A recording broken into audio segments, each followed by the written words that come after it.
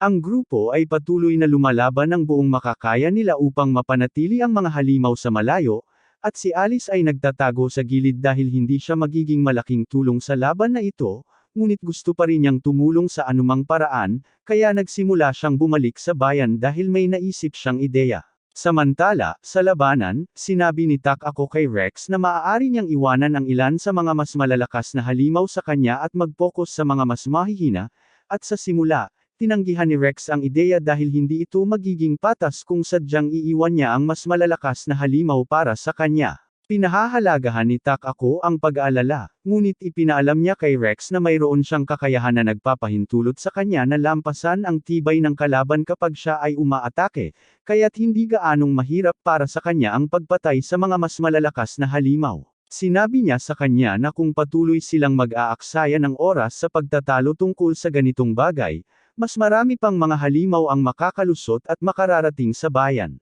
Nagulat si Rex nang malaman na talagang may ganitong kakayahan si Takako dahil nangangahulugan ito na siya ay higit sa level 100, at napagtanto niya na malayo pa ang kanyang lalakbayin kung nais niyang makamit ang titulo ng isang bayani. Dahil dito, napansin ni Koji sina Parna at Cruel na malapit, kaya tinanong niya kung alinman sa kanila ang may kakayahang gumamit ng malawakang mahika. Pareho nilang kinumpirma na kaya nilang gamitin ang ganitong uri ng mahika, at bago pa man nila may tanong kung bakit gustong malaman ni Koji, agad na kinuha ni Koji sina Parna at Cruel bago tumalon sa ere. Ang dalawa ay nagulat sa simula, ngunit mabilis nilang naisip kung ano ang nasa isip ni Koji, kaya't naghanda sila at ginamit ang kanilang mahika upang mapuksa ang lahat ng mga halimaw sa himpapawid sa paligid nila ng sabay-sabay habang sila ay nandoon. Pagkatapos, ibinaba ni Koji sila sa lupa, at natuwa siya na gumana ng maayos ang galaw na iyon, pero sinabi ni Parna at Cruel na mas mabuti sana kung nagbigay siya ng kaunting babala sa susunod.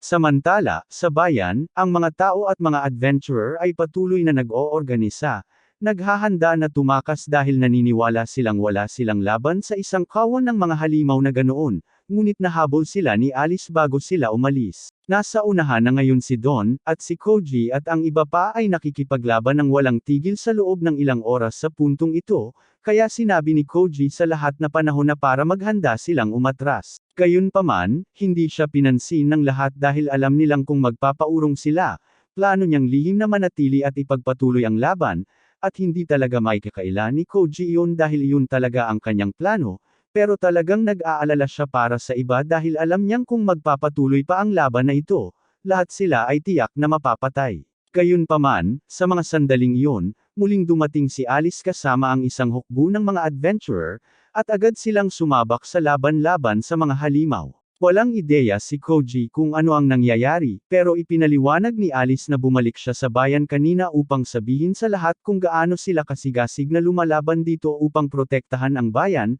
at kahit na natatakot pa rin ang mga adventurer sa lahat ng mataas na antas na mga halimaw, ang makita si Koji at ang kanyang grupo na lumalaban ng buong lakas para sa kanilang kapakanan ay nagbigay sa kanila ng motibasyon na isantabi ang kanilang takot at kunin ang kanilang mga sandata. Sa tingin ni Rex, kamangha-mangha na ang mga aksyon ng isang tao ay makapagpapasigla sa diwa ng pakikibaka ng buong lungsod, ngunit sabi ni Koji, ang kredito para dito ay dapat mapunta kay Alice dahil kung hindi siya bumalik upang humingi ng tulong, wala sanang lakas ng loob ang mga tao na lumabas at makipaglaban. At ngayon na marami na silang tao sa kanilang panig, kumbinsido si Koji na may pagkakataon silang manalo, kaya sinabi niya sa lahat na wala nang atrasan at pupunuin na nila ang tagumpay ngayon. Ilang oras pa ang lumipas na lahat ay nakikipaglaban ng buong lakas, at nakagawa sila ng magandang progreso laban sa mga halimaw, ngunit sila rin ay nasa bingit ng pagbagsak mula sa lahat ng laban.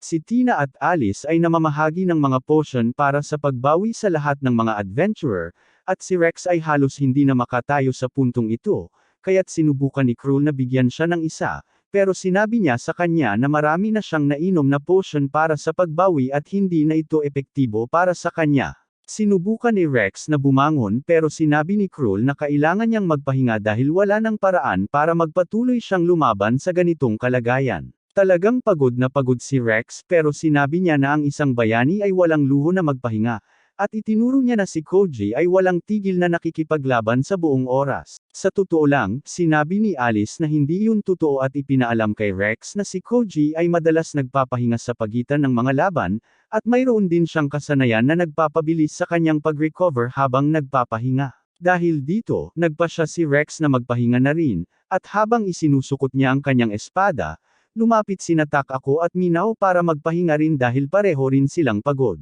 Agad na lumapit si Alice kay Minao upang tingnan siya, at humingi ng tawad si Minao dahil hindi siya nakagawa ng mas marami, ngunit sinabi niya sa kanya na nagawa nilang mapuksa ang halos 70% ng mga halimaw sa lugar, kaya hindi na magtatagal at matatapos na rin ang laban na ito. Si Parna ay may galit pa rin kay Alice at Minao dahil sa pagiging mga demonyo nila, kaya habang hindi sila nakatingin, itinuturo niya ang kanyang kamay sa kanila at handang hampasin sila ng isang spell, pero bago siya makagawa ng anumang walang katuturang bagay, lumitaw si Takako sa likuran niya at sinabi na baka gusto niyang pag-isipan muli ang pananakit sa kanyang mga kaibigan ng walang dahilan. Alam ni Parna na hindi niya kayang talunin si Takako, kaya huminto siya, at sinabi ni Takako na maghintay siya hanggang makuha niya ang pagkakataong marinig ang sasabihin ni Koji dahil maaaring mabago nito ang kanyang pananaw sa mga demonyo sa kabuuan. Halos lahat ng mga halimaw ay natalo na sa puntong ito, ngunit nang akalaing tapos na ang lahat,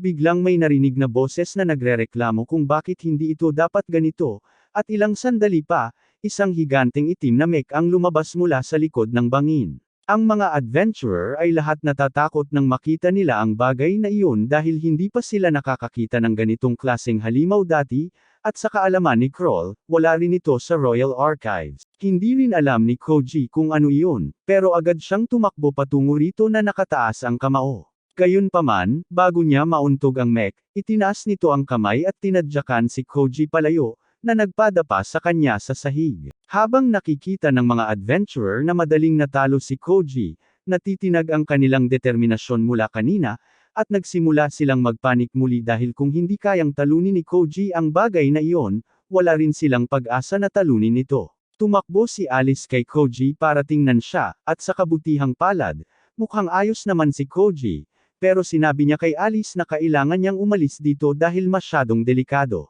Sinabi ni Alice na hindi siya aalis dahil nag-aalala siya na baka gumawa ulit si Koji ng isang bagay na walang ingat tulad noon. Humingi ng tawad si Koji at nangakong magiging mas maingat siya mula ngayon, at habang siya'y bumabangon, ang nagkokontrol ng mech, si Estelle, ay humanga sa bilis ng pagbangon ni Koji mula sa ganung atake. Ngayon ay nauunawaan na niya kung paano nila napanatili ang kanilang depensa laban sa kanyang hukbo ng mga halimaw. Ngunit kailangan niyang aminin na nagulat siya nang makita niyang nagtutulungan si Manao kasama ang mga tao. Alam na alam ni Manao kung sino si Estelle at ipinaliwanag niya sa lahat na si Estelle ay nagsilbing kanang kamay ng Demon Lord mula pa bago sumali si Manao sa Demon Army, at pinaniniwalaan siyang pangalawang pinakamalakas na demonyo pagkatapos ng Demon Lord mismo. Hindi talaga mahalaga kay Koji kung gaano kalakas si Estelle dahil hindi nito binabago ang katotohanan na kailangan niyang pabagsakin ang mech na iyon muna. Pero tila hindi naman talaga interesado si Estelle na pigilan si Koji at sinasabi pa nitong malaya siyang subukan. Akala ng iba, baka minamaliit ni Estelle si Koji dahil hindi niya alam kung gaano siya kalakas, pero sa kabaligtaran, lubos na alam ni Estelle ang lakas ni Koji, at iyon ang dahilan kung bakit alam niyang hindi kayang talunin ni Koji ang mech na ito. Ang katotohanan na siya ay level 999 ay medyo nakakagulat sa simula, at talagang ginagawang formidable si Koji, pero dahil siya ay isang villager, ang mga stat boosts na nakukuha niya mula sa pag-level up ay hindi ganoon kataas. Sa katunayan, sigurado siya na ang isang bayani na nasa level 300 lamang ay magkakaroon ng pantay o mas mataas na stats kumpara sa kasalukuyang stats ni Koji. Binanggit ni Krul na may kalamangan pa rin si Koji pagdating sa mga kasanayan dahil ang mga tao ay nakakakuha ng personal na mga kasanayan tuwing 100 antas, ngunit kahit na totoo iyon, ipinaliwanag ni Estelle sa kanya na karaniwang mga walang silbing kasanayan lamang ang nakukuha ng mga taga-bukirin. Aaminin niya na ang self-regeneration skill ni Koji ay talagang kapaki-pakinabang, pero ang pagkakaroon ng skill ay kapaki-pakinabang din, dahil iyon ay isang outlier dahil kahit na dapat mayroon siyang siyam na skill, hindi niya ginagamit ang alinman sa iba, at iyon ay dahil walang silbi ang mga iyon. At kahit na mayroon siyang magagandang kasanayan, ang pagkakaiba sa mga estadistika dito ay labis na malaki para sa kanya upang mapagtagumpayan, lalo na't ang pagiging level 999 ay nangangahulugang siya ay nasa dulo na ng kanyang paglago. Gayunpaman, habang muling natambos si Koji sa lupa, bumangon siya at sinabi kay Estelle na hindi pa ito tapos. Estelle ay humanga sa katatagan ni Koji, ngunit sinabi niya rito na dapat na lang siyang sumuko at umalis habang buhay pa siya. Nagulat si Koji nang marinig niya yon at tinanong si Estelle kung wala ba siyang balak patayin sila, at kinumpirma ni Estelle na hindi naman talaga niya gustong patayin sila. Gusto lang niyang sakupin ang Salmeria dahil iyon ang mahalagang bahagi ng plano. Sinubukan ni Alice na pakiusapan si Estelle na huminto dahil ni siya ni ang kanyang ama ay ayaw sakupin ang mga tao, pero alam na ni Estelle ang katotohanan iyon at alam niyang ayaw ito ng Demon Lord. Pagkatapos ng lahat, nasa loob siya ng mech ngayon. Hindi makapaniwala ang iba sa sinabi ni Estelle, pero ipinaliwanag niya na ang mech na ito ay isang sinaunang sandata na partikular na itinayo upang sirain ang sangkatauhan at nangangailangan ito ng maraming mana upang mapaganya, kaya sistematikong pinainom ng droga ni Estelle ang Demon Lord at inilagay siya sa mech upang magsilbing pinagmumula ng kapangyarihan nito. At hindi siya sapat na mababaw upang sabihin na ginagawa niya ito para sa kapakanan ng Demon Lord, kaya't kinukumpirma niya na siya ang nagnanais na makipagdigma. Medyo nauunawaan na ni Koji kung ano ang nangyayari ngayon, at dahil pinilit ang Demon Lord na pumasok sa mech laban sa kanyang kagustuhan, nagpasya si Koji na iligtas ang Demon Lord pati na rin si Salmeria sa isang iglap. Pagkatapos ng lahat, ang matandang lalaki ay isang mabuting kaibigan niya. Muling sinabi ni Estelle kay Koji na mas mabuti nang sumuko na siya dito, pero matigas ang ulo ni Koji kaya't hindi siya titigil hanggat hindi niya nakakamit ang kanyang layunin. Matapos muling sumugod, ilang beses siyang natambos sa lupa, pero sa bawat pagkakataon, bumangon siya upang ipagpatuloy ang laban, at napansin ni Rex na unti-unti, si Koji ay talagang nagsisimulang gumalaw ng mas mabilis hanggang sa wakas ay nalampasan niya ang mech at nakapagbigay ng sipa dito. Nabagsak siya sa lupa muli sa pangalawang pagkakataon, pero ito ay patunay na siya ay umuusad, kaya handa siyang magpatuloy hanggat kinakailangan. Ang iba ay nagmadali sa tabi ni Koji at inaalok siya ng ilang karagdagang health potion upang makabawi siya, ngunit marami na siyang nainom na hindi na ito epektibo para sa kanya, kaya't si Parna ang humakbang at gumamit ng healing spell upang matulungan siyang makabawi. Habang ginagamot niya si Koji, tinanong niya ito kung bakit siya labis na nagmamadali na makipaglaban, at kung bakit pinili niyang huwag magalit sa mga demonyo sa simula pa lang.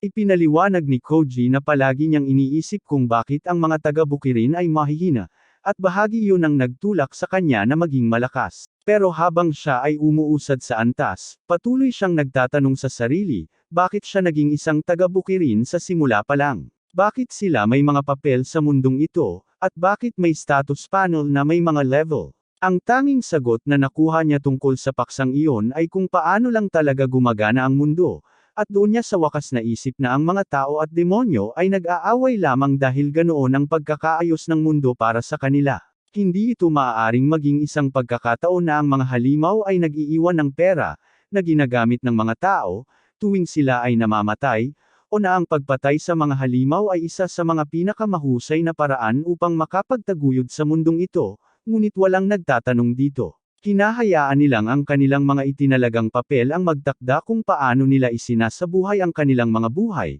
ngunit iniisip ni Koji na dapat silang makagawa ng mga pagpipiliang iyon para sa kanilang sarili. Nang una niyang maabot ang level 999, nakaramdam siya ng kaunting kawalan ng pag-asa dahil akala niya ay talagang naabot na niya ang hangganan ng kanyang kakayahan, lalo na't tumigil na ang kanyang status screen sa pagpapakita ng XP gain bar, at tinanong ni Estella kung bakit patuloy pa ring lumalaban si Koji ng todo sa kabila ng lahat ng iyon. Kaya't ipinaliwanag ni Koji na nakakuha siya ng isang huling kasanayan nang maabot niya ang pinakamataas na antas, at ito ay tinatawag na, ang humahamon sa Diyos. Ito ay isang kasanayan na nagpapahintulot sa kanya na patuloy na lumago ng higit pa sa kung ano ang dapat na pinapayagan ng kanyang antas, at ang kasanayang ito ang nagbigay sa kanya ng pagnanais na ipagpatuloy ang pagsasanay at maging mas malakas. Ipinahayag din niya na mayroon pa siyang isa pang kasanayan sa kanyang arsenal, na karaniwan ay ayaw niyang gamitin, pero dahil ito ay isang espesyal na kaso,